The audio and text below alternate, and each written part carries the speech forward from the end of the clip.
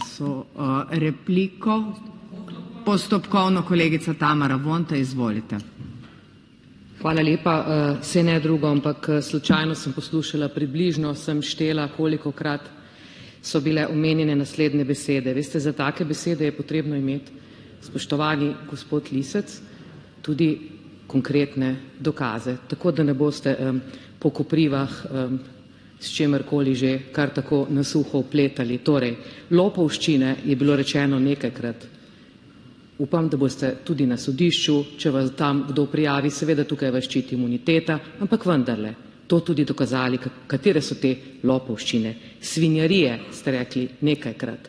Jaz sem sicer načeloma rada, sem pristaš tudi ekspresije, me zelo nekako navdihujejo, ampak tole je pa mogoče vendarle nekoliko preveč. Jaz sem bila namreč zadnjič okarana, ker sem uporabila besede, da to, kako žalijo v tako imenovanih strankarskih glasilih in kako zmerjajo ljudi, da je to gnusno. Zaradi tega sem bila deležna strašne, verjetno sem tudi jaz pocestnica, zagotovo, ampak veste, to ni nič v primerjavi s tem, kar mi slišimo na svoj račun. In to vam ne pritiče. Torej, posebej poslanke naj bi izvajale svinjarije, tudi to smo slišali iz vašega govora, posebej poslanke so tiste, ki so pocestnice in bi izvajale svinjarije. In lepo vas prosim, fantje, če ste detci, potem pa dejte opustiti tole, ker tole je pa že preveč in prosim za opomin za tale ekspresivni besednik, ki smo bili zdaj, sevniški ekspresivni besednik, ki smo bili priča. Hvala. Hvala. Naslednji je k razpravi prijavljen kolega Franc Križan. Izvolite besedo. Spoštovane gospe in gospodje, spoštovane poslanke in poslanci, spoštovani državljani in državljanke, spoštovana gospa predsedujoča. Opaske, ki jih dnevno poslušam v svojem okolju, ki spremlja dogajanja v Državnem zboru in tudi berem v medijih, so v bistvu odsev realnosti, ki jo tudi sam v zadnjih 2 mesecih doživljam tukaj v Državnem zboru. Se Državni zbor v zadnjem času res spreminja v resničnostni šov.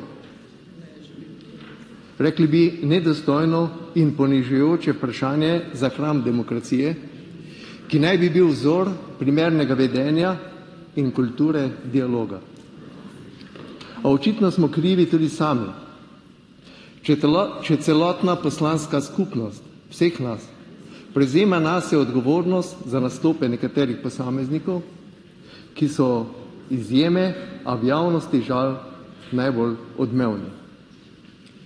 Ne pozabimo, prosim, da smo v tem prostoru ljudje, ki nas je izvolilo ljudstvo. Smo nenehno na očeh javnosti, ne nazadnje tudi na očeh naših znancev, sorodnikov in potomcev. Dobro vem, da se nas večina zaveda velike odgovornosti, ki smo jo zavestno sprejeli in ki jo zahteva naše poslanstvo. Vem tudi, da nas je v tem Državnem zboru večina takih, ki ne glede na strankarsko pripadnost, svetovni nazor, izobrazbo in vse druge različnosti,